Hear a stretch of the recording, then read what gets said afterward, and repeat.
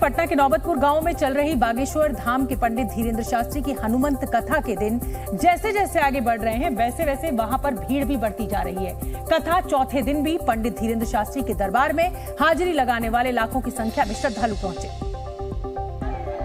जो बाबा की एक झलक पाने को बेताब दिखे। इससे पहले जब बाबा कथा सुनाने के लिए होटल से अपनी गाड़ी से निकले तो हजारों की संख्या में मौजूद लोगों ने उन्हें घेर लिया। इस दौरान बाबा ने हाथ जोड़कर सभी का अभिनंदन किया।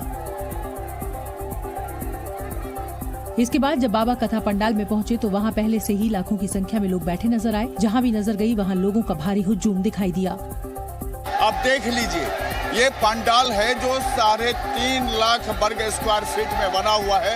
ये 3 पंडाल हैं। तीनों तरफ जहां तक आपकी नजर जाएगी भक्तों का यहाँ पर तांता लगा हुआ है। बताया गया कि अपनी अर्जी लगाने के लिए लोग सुबह से ही भारी तादाद में बाबा के दरबार में पहुँच गए थे। बाबा बागेश्वर धाम के पंडित धीरेन्द्र शास्त्री के दरबार में अपनी अर्जी लगाने के लिए लोग दूसरे राज्यों से भी पटना के नौबतपुर गांव पहुंचे हैं, जिसकी वजह से वहां भक्तों की तादाद लाखों के पार पहुंच गई है। बताया जा रहा है कि बिहार के अलावा यूपी, झारखंड, पश्चिम बंगाल, ओडिशा और राजस्थान समेत दूसरे राज्यों से भी वहां के लोग बाबा के दर्शन के लिए जुट रहे हैं। हाँ, बाबा को देने के लिए। मुलाकात नहीं हुआ? नहीं हुआ। कब से? 4 दिन से हो गया है, एक बार भी नहीं हुआ है। 4 दिन से? हाँ, लेकिन आज हम जरूर करेंगे। यूपी के गोरखपुर से भी बाबा के दरबार में शामिल होने के लिए दिव्यांग पति पत्नी स्कूटर से पहुंचे। लेकिन लगे हुए हैं आज किस तरह से कि आज कल में महाराज जी के दर्शन हो जाए, उनका आशीर्वाद मिल जाए। बाबा से मिलना है, मिलकर हम लोग जाएंगे। बताया जा रहा है कि पड़ोसी देश नेपाल से भी कई लोग बाबा से मुलाकात की आस में वहां गए हैं। बागेश्वर धाम के पंडित धीरेन्द्र शास्त्री के दर्शन के लिए लोग इस कदर बेताब नजर आए कि पटना के जिस होटल में बाबा रुके हैं वहां रात के समय भी बड़ी संख्या में लोग जुट गए, जिसके बाद बाबा को होटल के बाहर ही रात में दरबार लगाना पड़ा। बताया जा रहा है कि पंडित धीरेन्द्र शास्त्री होटल के अंदर कुछ खास लोगों से मुलाकात कर रहे थे और इस दौरान होटल के बाहर उनके भक्तों की तादाद बढ़ती चली गई।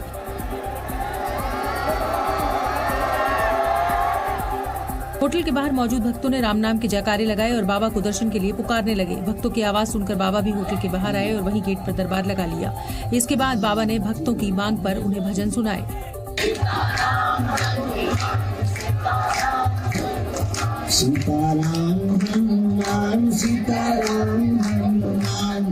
बताया जा रहा है कि देर रात तक वहां होटल के बाहर बाबा का दरबार लगा रहा और इस दौरान बाबा ने कई भक्तों की फरियाद भी सुनी।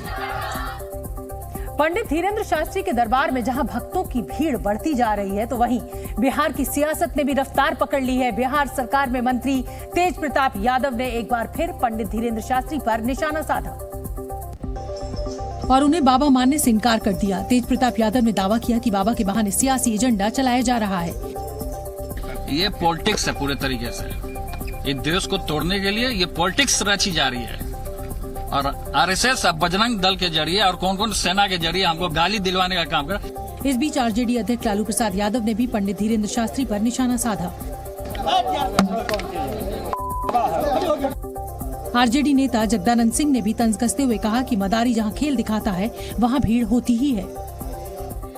पटना में बाबा बागेश्वर के दिव्य दरबार और हनुमंत कथा के मुद्दे पर राजनीति वार पलटवार का दौर तेज है। बीजेपी नेता और केंद्रीय मंत्री गिरिराज सिंह ने नीतीश कुमार और तेजस्वी यादव के हनुमंत कथा में नहीं जाने के मुद्दे पर तंज कसा और गिरिराज सिंह ने आरोप लगाया कि नीतीश कुमार और तेजस्वी यादव दोनों इफ्तार पार्टी में तो जाते हैं लेकिन हनुमंत कथा में नहीं।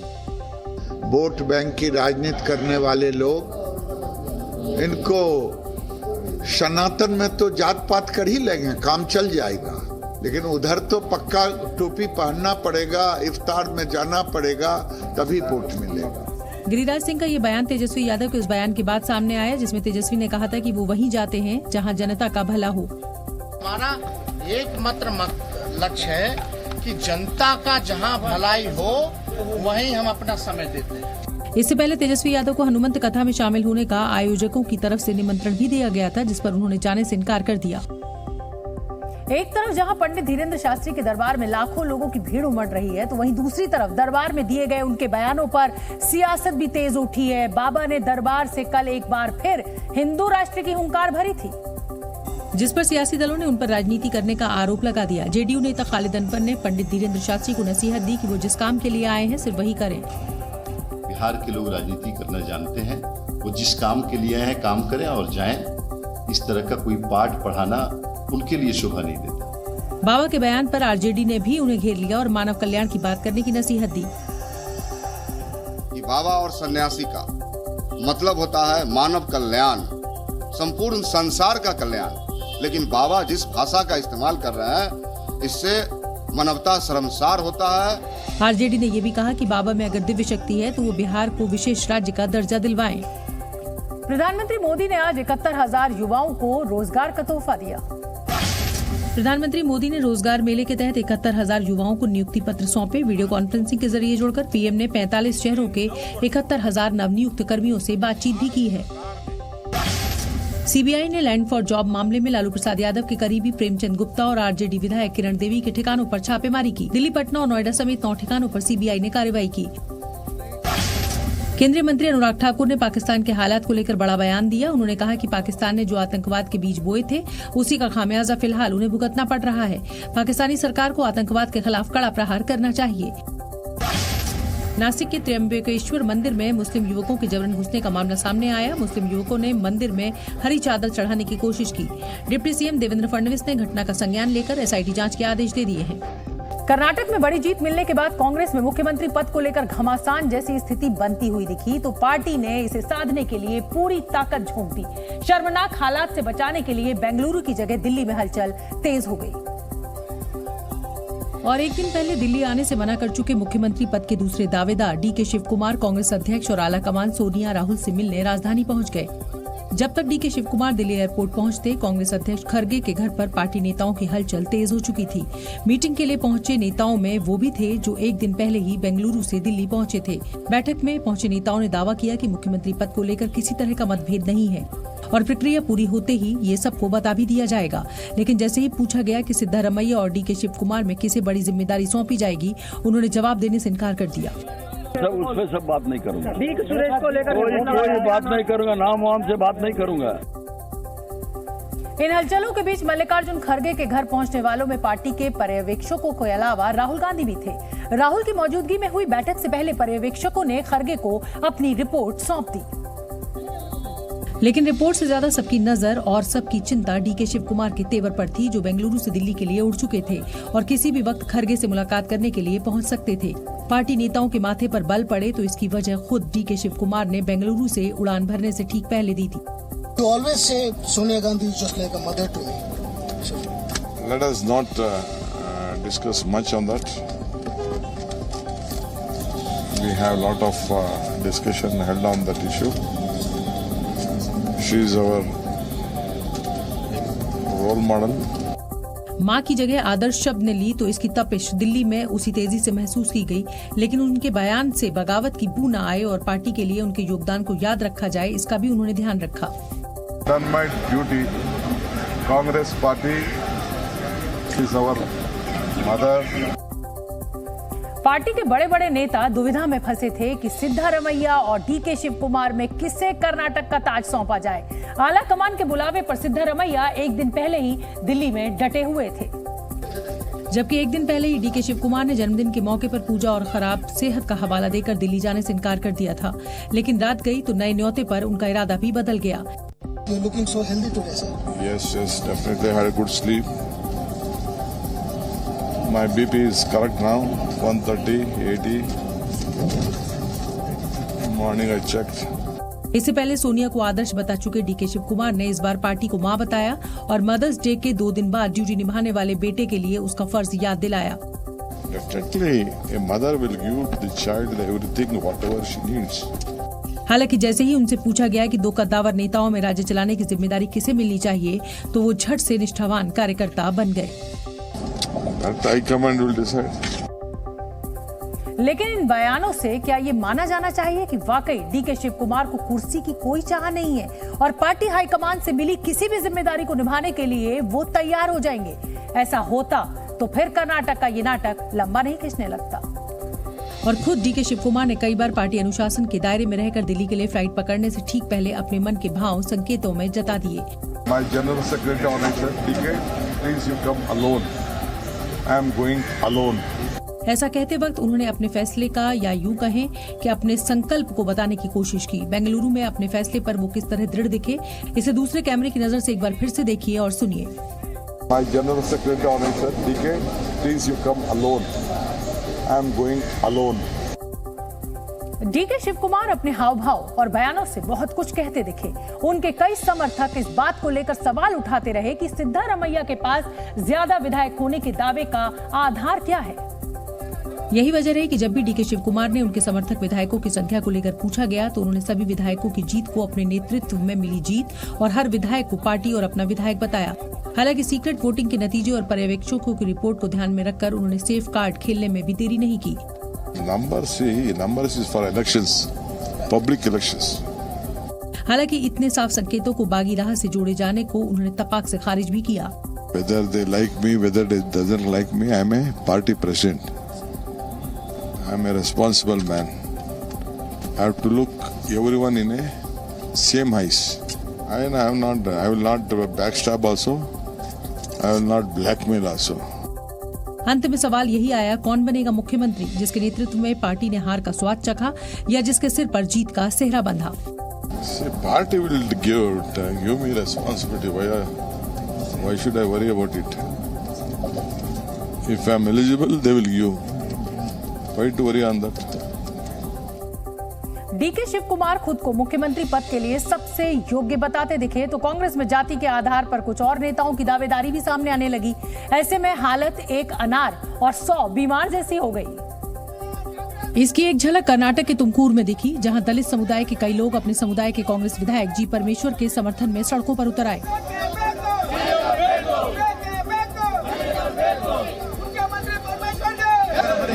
मुख्यमंत्री पद को लेकर डीके शिव कुमार और सिद्धारमैया के बीच जारी खींचतान के बीच जी परमेश्वर की इकलौती नजर इस कुर्सी पर नहीं।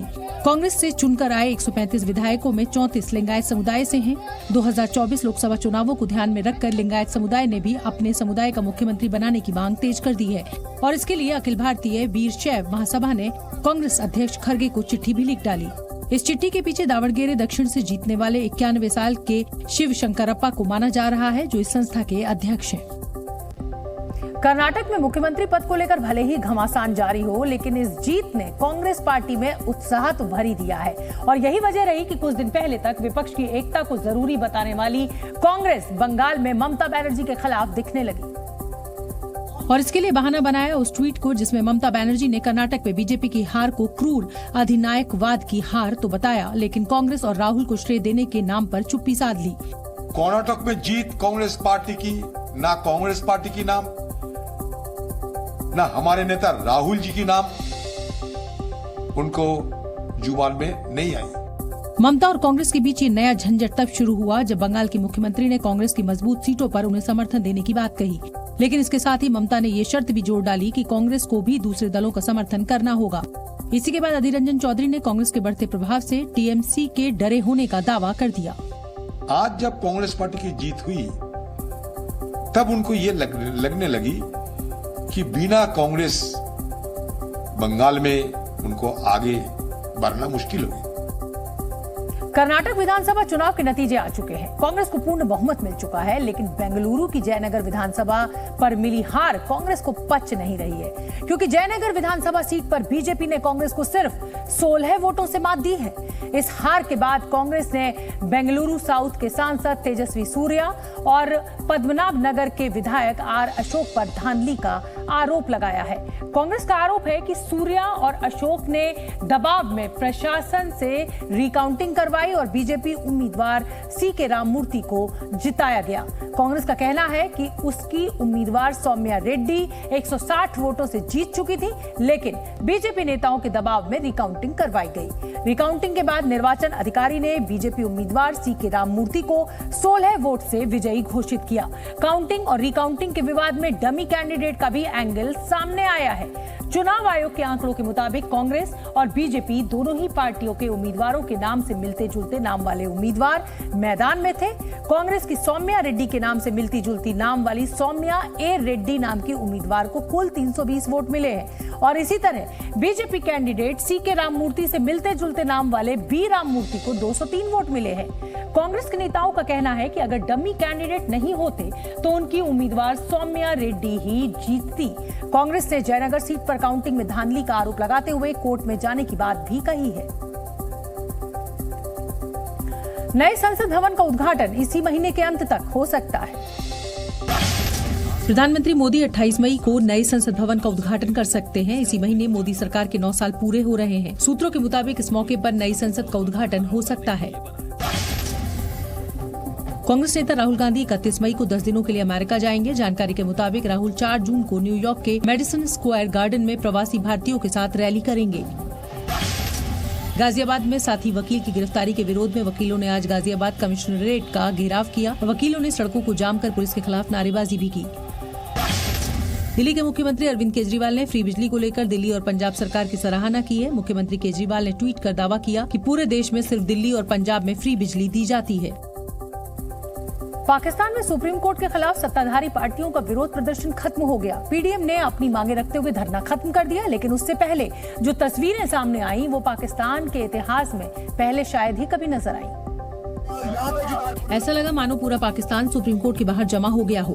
हाथों में तख्तियां लिए औरतें, बुजुर्ग और युवा पाकिस्तान के चीफ जस्टिस उमर अता बांदियाल के खिलाफ नारेबाजी करते दिखे। देख सकते हैं यहाँ पे कि कितने कारकुनान मौजूद हैं और यहाँ पे अभी मौलाना फजल रहमान साहब अपनी तकरीर करेंगे। इस दौरान सुप्रीम कोर्ट के सभी गेट्स पर सत्ताधारी पार्टी के कार्यकर्ता मौजूद रहे। कार्यकर्ताओं ने घेरा सा बना रखा था और दोनों तरफ की सड़क पर कंटेनर खड़े कर दिए थे। इन कंटेनर से सुप्रीम कोर्ट और इमरान खान के खिलाफ नारे बुलंद किए जा रहे थे। हालांकि प्रदर्शनकारियों में सबसे ज्यादा तादाद जमीयत उलेमा ए इस्लाम के कार्यकर्ताओं की दिखी। पाकिस्तान मुस्लिम लीग नवाज की पार्टी के कार्यकर्ताओं का इस्लामाबाद पहुंचना जारी रहा, जबकि बिलावल भुट्टो की पार्टी पीपीपी ने पहले ही सुप्रीम कोर्ट के बाहर प्रदर्शन करने से इनकार कर दिया था। लेकिन चीफ जस्टिस उमर अता बांदियाल ने अपने ऊपर लगाए जा रहे तमाम आरोपों से इनकार कर दिया। पाकिस्तान के चीफ जस्टिस ने कहा कि उन्हें इसलिए टारगेट किया जा रहा है क्योंकि वो सच के साथ हैं। एक सिविल मुकदमे की सुनवाई के दौरान उमर अता बांदियाल ने अपनी सफाई में कहा कि आपको देखकर खुशी हुई, ये वो हर किसी को कहते हैं। आपको देखकर अच्छा लगा, ये कहने पर उन्हें जबरदस्ती निशाना बनाया जा रहा है। कानून की नजर में सब एक है और सबको न्याय पाने का अधिकार है। यही नहीं, कयास तो यहाँ तक लगाए जा रहे हैं कि सुप्रीम कोर्ट के जजमेंट पर सवाल उठाने वाले सियासतदानों को अयोग्य भी ठहराया जा सकता है। उत्तर प्रदेश के अमरोहा में लोगों ने एक ऐसी उम्मीदवार को नगर निकाय के चुनाव में जिताया जो अब इस दुनिया में नहीं है। जी हां, आशिया बी नाम की महिला ने 16 अप्रैल को अमरोहा की हसनपुर नगर पालिका के वार्ड नंबर 17 से पर्चा भरा था, लेकिन फेफड़ों में संक्रमण की वजह से 20 अप्रैल को आशिया बी का निधन हो गया था। लेकिन इलाके के लोगों ने आशिया की मृत्यु हो जाने के बाद भी उन्हें ही वोट दिया और जब 13 मई को निकाय चुनाव के नतीजे आए तो आशिया 2000 से भी ज्यादा वोटों से जीत गई थी। इलाके के लोगों का कहना है कि आशिया बहुत मिलनसार थी और हर किसी की मदद के लिए हमेशा तैयार रहती थी। लोगों ने बताया कि जब आशिया ने पर्चा भरा तो सबने उनका साथ देने का वादा किया था, जो उन्होंने उनकी मौत के बाद भी निभाया। 25 साल की आशिया की शादी पिछले साल डेयरी का काम करने वाले मुंतजिब से हुई थी। प्रशासन का कहना है कि चूंकि जीतने वाली उम्मीदवार का निधन हो चुका है, इसलिए अब वार्ड नंबर 17 के लिए दोबारा चुनाव करवाए जाएंगे। रूस ने एक बार फिर यूक्रेन पर हमले तेज कर दिए हैं।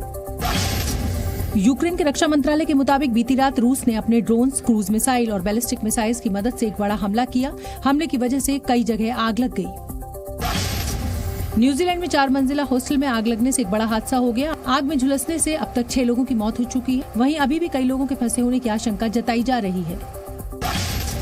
म्यांमार में तूफान मोचा से मची तबाही की ड्रोन तस्वीरें सामने आई हैं। स्थानीय मीडिया के मुताबिक चक्रवाती तूफान की वजह से 1000 से ज्यादा घर तबाह हो चुके हैं। कनाडा के एल्बर्टा प्रांत में जंगलों में लगी आग बेकाबू हो गई है। बीते दिन कनाडा के प्रधानमंत्री जस्टिन ट्रूडो ने एल्बर्टा का दौरा किया और हालात का जायजा लिया। को अपने 5 महीने के बच्चे का शव बैग में रखकर 200 किलोमीटर दूर अपने घर लाना पड़ा और वजह यह थी कि उसके पास एम्बुलेंस का किराया देने के पैसे नहीं थे।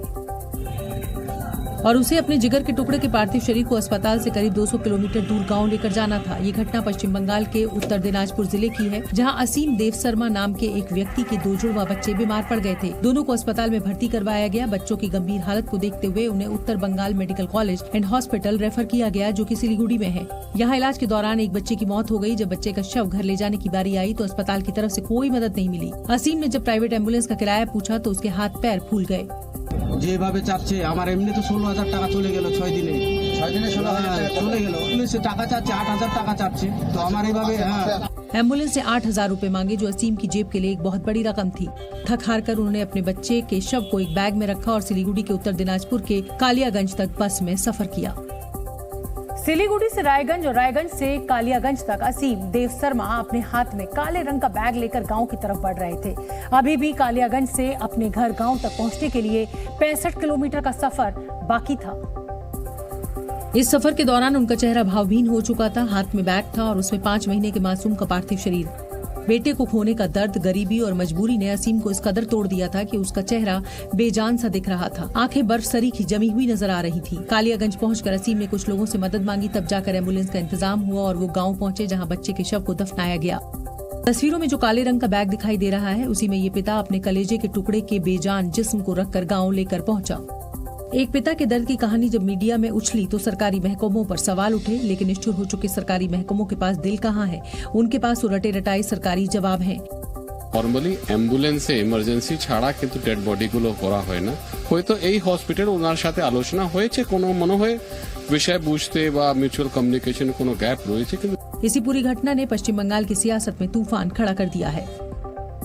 पश्चिम बंगाल के उत्तर दिनाजपुर की इस अमानवीय घटना को लेकर बीजेपी टीएमसी पर हमलावर है। पश्चिम बंगाल के नेता विपक्ष शुवेंदु अधिकारी ने ममता सरकार की नीति और व्यवस्था पर सवाल खड़े किए हैं। शुवेंदु अधिकारी ने ट्वीट कर कहा कि उनसे अपने बच्चे के शव को ले जाने के लिए 8,000 रूपए लिए जा रहे थे। दुर्भाग्य से पिछले कुछ दिनों में इलाज के दौरान 16,000 रूपए खर्च करने के बाद वो ये रकम नहीं दे पाए। चलिए तकनीकी चीजों की तरफ नहीं जाते, लेकिन क्या स्वास्थ्य साथी योजना ने यही हासिल किया है? इस बीच बीजेपी प्रदेश अध्यक्ष सुकांत मजूमदार ने असीम देव शर्मा को 50,000 रूपए की आर्थिक मदद पहुँचवाई है, ताकि वो अपने दूसरे बीमार बच्चे का इलाज करवा सके। उन्होंने ट्वीट कर इसकी जानकारी भी दी। उत्तर दिनाजपुर के बीजेपी अध्यक्ष वासुदेव सरकार ने 50,000 का चेक लिया और असीम देव शर्मा को सौंपने उनके घर पहुँचे। पीड़ित परिवार को मदद तो मिली, लेकिन तब जब मासूम ने दम तोड़ दिया। अगर सिस्टम और प्रशासन दुरुस्त रहता तो शायद उस मासूम की जान भी बच गई होती। दिल्ली पुलिस ने मेट्रो में बनाए जा रहे आपत्तिजनक वीडियो पर लगाम लगाने के लिए कमर कस ली है और बीते कुछ दिनों से लगातार दिल्ली मेट्रो में रिकॉर्ड किए गए आपत्तिजनक वीडियो सोशल मीडिया पर खूब वायरल हो रहे हैं। लेकिन अब दिल्ली पुलिस इन पर नकेल कसने वाली है। दिल्ली पुलिस के 100 जवानों को सादी वर्दी में मेट्रो के अंदर तैनात किया जाएगा। जानकारी के मुताबिक पुलिस के 5 जवानों को मिलाकर एक फ्लाइंग स्क्वाड बनाया जाएगा, जो एक मेट्रो में तैनात रहेगा। ये जवान आम यात्रियों की तरह ही मेट्रो के अलग अलग डिब्बों में सवार होकर और गलत हरकत करने वाले यात्रियों पर नजर रखेंगे। रास्ते में कोई भी शख्स गलत हरकत करते हुए दिखा तो ये जवान उसके खिलाफ एक्शन लेंगे। जानकारी के मुताबिक पकड़े गए यात्री पर 200 रूपए जुर्माने से लेकर आईपीसी की अलग अलग धाराओं में केस दर्ज किया जाएगा। महिलाओं के डिब्बे में पेट्रोलिंग के लिए अलग से महिला पुलिसकर्मियों को तैनात किया जाएगा। पेट्रोलिंग टीम की मदद के लिए राजीव चौक, कश्मीरी गेट और केंद्रीय सचिवालय जैसे स्टेशंस पर बैकअप टीम भी तैनात रहेगी। मेट्रो में सवार कोई यात्री गलत हरकत करता दिखे तो दूसरे यात्री 155370 पर कॉल करके शिकायत दर्ज करवा सकते हैं।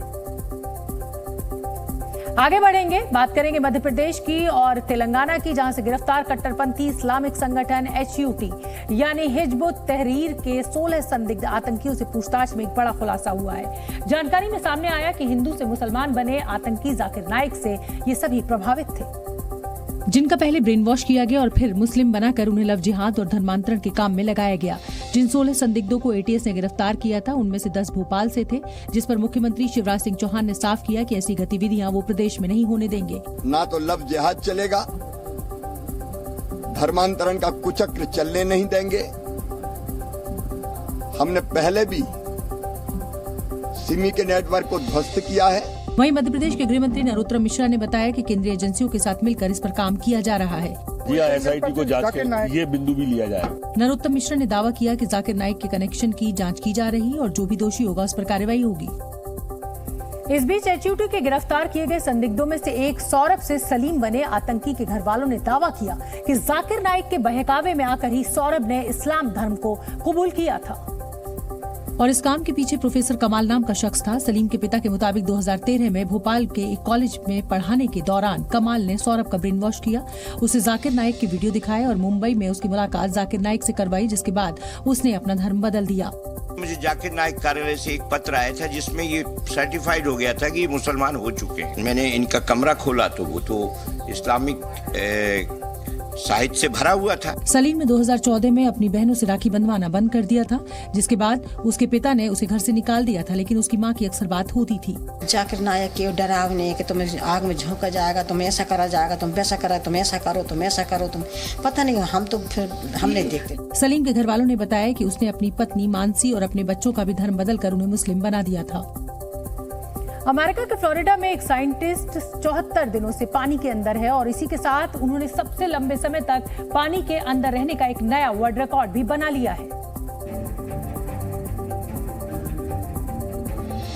साइंटिस्ट का कहना है कि वो पानी के अंदर 100 दिन पूरे करेंगे। अमेरिका की फ्लोरिडा की एक लगून में 30 मीटर की गहराई में पूर्व नौसेना अधिकारी और साइंटिस्ट डॉक्टर जोजेफ डिटूरी बीते 74 दिन से रह रहे हैं। वो ऐसा करने वाले दुनिया के पहले व्यक्ति बन गए हैं। जोजेफ डिटूरी के इस अंडर वाटर प्रोजेक्ट का नाम नेपच्यून 100 है, जिसके तहत वो पानी के अंदर 100 दिन पूरे करेंगे।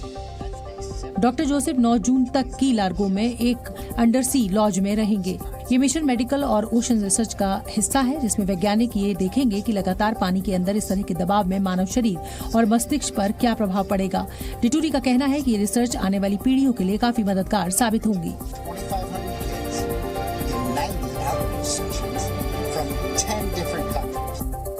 दिल्ली एनसीआर में आज सुबह से ही धुंध और धूल की चादर नजर आ रही है।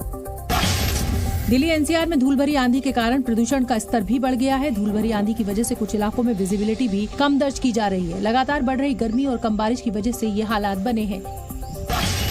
दिल्ली के शास्त्री पार्क इलाके में कुछ युवकों ने पीसीआर वैन और स्टाफ पर हमला किया। इस हमले में 3 सब इंस्पेक्टर घायल हो गए। पुलिस ने आरोपियों की पहचान कर 3 लोगों को गिरफ्तार कर लिया है। असम की दबंग पुलिस अफसर जूनमणि राभा की सड़क हादसे में मौत हो गई। जूनमणि खुद गाड़ी चला रही थी जब उनकी एक ट्रक से भिड़ंत हो गई। उनके परिवार वालों ने इस हादसे को साजिश करार दिया है। निकाय चुनाव में जीत के बाद आज यूपी बीजेपी अध्यक्ष चौधरी भूपेंद्र सिंह ने पीएम मोदी से मुलाकात की। सूत्रों के मुताबिक इस मुलाकात के दौरान पीएम को निकाय चुनाव की रिपोर्ट दी गई। साथ ही लोकसभा चुनाव की तैयारियों पर चर्चा भी हुई। रूस और यूक्रेन के बीच जारी जंग में पुतिन की सेना ने एक बड़ा प्रहार किया।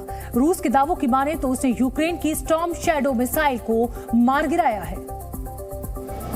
रूस के मिनिस्ट्री ऑफ डिफेंस की ओर से जारी किए गए एक बयान के मुताबिक ब्रिटेन से मिली स्टॉर्म शैडो मिसाइल को यूक्रेन ने रूसी ठिकानों पर हमले के लिए लॉन्च किया था, लेकिन इससे पहले कि वो अपने टारगेट को तबाह कर पाती, रूसी सेना ने उसे मार गिराया। रूस की सेना ने यह दावा भी किया कि उसने अमेरिका में बने hippocampus multiple rocket launcher system और हैम एंटी रेडिएशन मिसाइल को भी नस्तनाबूद कर दिया। यही नहीं, पुतिन की रेड आर्मी ने यूक्रेन की राजधानी कीव पर ड्रोन, क्रूज और बैलिस्टिक मिसाइल से भी हमला बोला। रात में किए गए इस हमले से कीव दहल उठा, जबकि आसमान में आग के गोले और चमकती रोशनी नजर आई। कीव पर इस महीने रूस की ओर से की गई ये 8वीं एयर स्ट्राइक थी। दरअसल कीव पर हमले से कुछ घंटे पहले ही यूक्रेन ने रूसी फौज के कब्जे वाले लुहांस्क शहर पर धावा बोला था।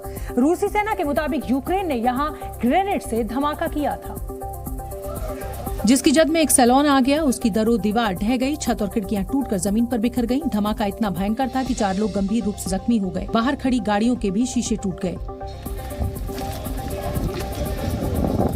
हालांकि इस ग्रेनेड धमाके में किसी की जान तो नहीं गई, लेकिन रूस ने इसे टेरर अटैक करार दिया और बदले की कार्रवाई के तहत मोर्चा खोल दिया। रूस ने ईरान में बने शाहिद ड्रोन से खैरसान पर जबरदस्त बमबारी की। यूक्रेन ने आरोप लगाया कि रूस की ओर से की गई बमबारी में एक कॉलेज पूरी तरह से तबाह हो गया, जबकि 6 लोगों की मौत हो गई। साल भर से ज्यादा वक्त से चले आ रहे रूस यूक्रेन युद्ध के खत्म होने के आसार नजर नहीं आ रहे। रूस जहां लगातार हमले कर रहा है, तो वहीं यूक्रेन की सेना भी जवाबी कार्रवाई से पीछे नहीं हट रही। यही नहीं, यूक्रेन ने जंग में रूस को सबक सिखाने के लिए बेलारूस बॉर्डर के पास युद्धाभ्यास भी शुरू कर दिया है।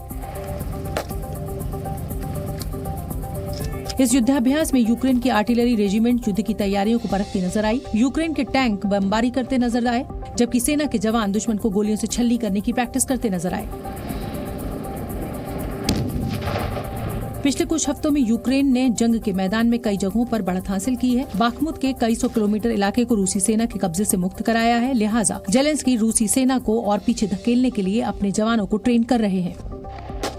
इसी बीच यूक्रेन के राष्ट्रपति व्लादिमीर जेलेंस्की ऋषि सुनक से मिलने के लिए ब्रिटेन पहुंचे। दोनों ने यूक्रेन को सैन्य और आर्थिक मदद देने पर भी चर्चा की।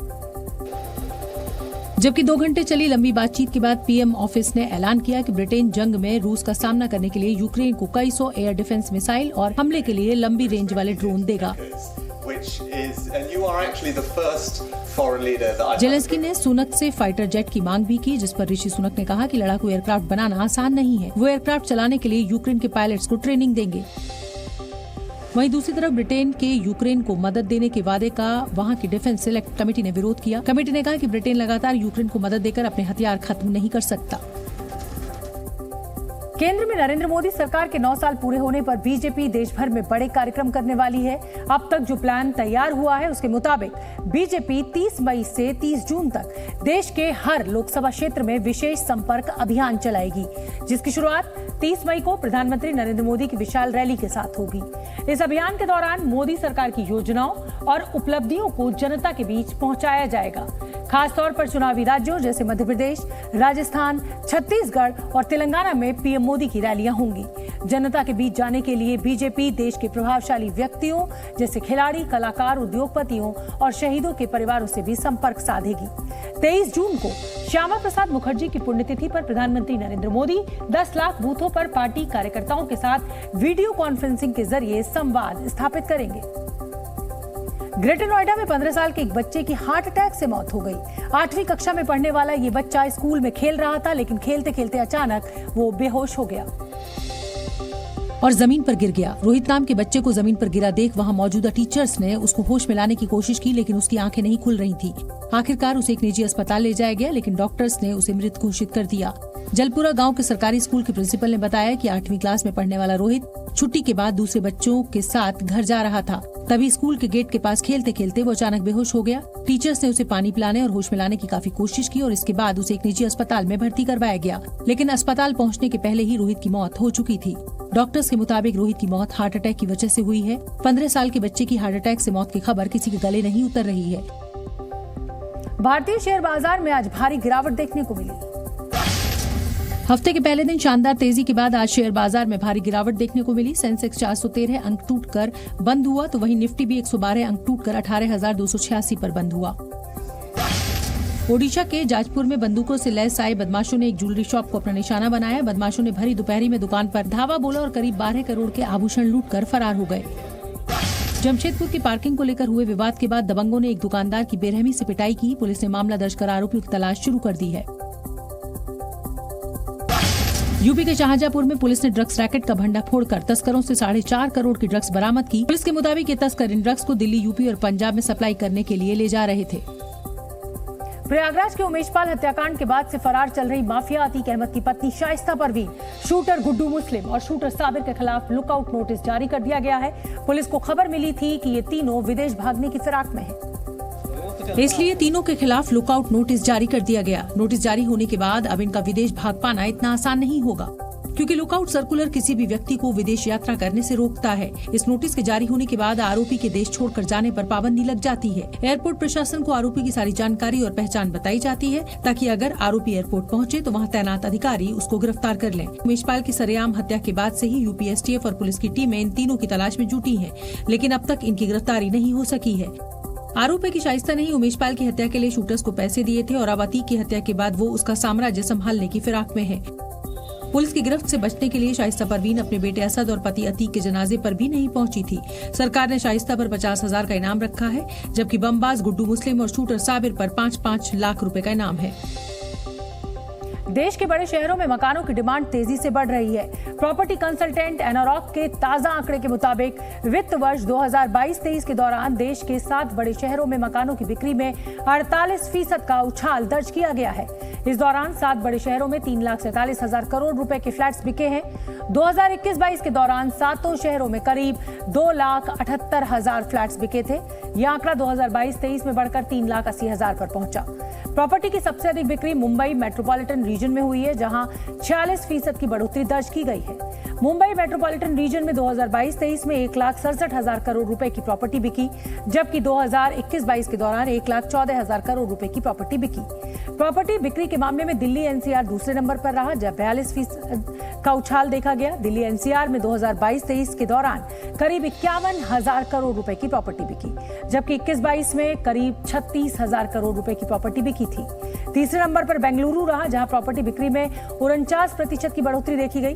बेंगलुरु में 2022-23 के दौरान करीब 39,000 करोड़ रुपए की प्रॉपर्टी बिकी थी, जबकि 21-22 में करीब 26,000 करोड़ रुपए की प्रॉपर्टी बिकी थी।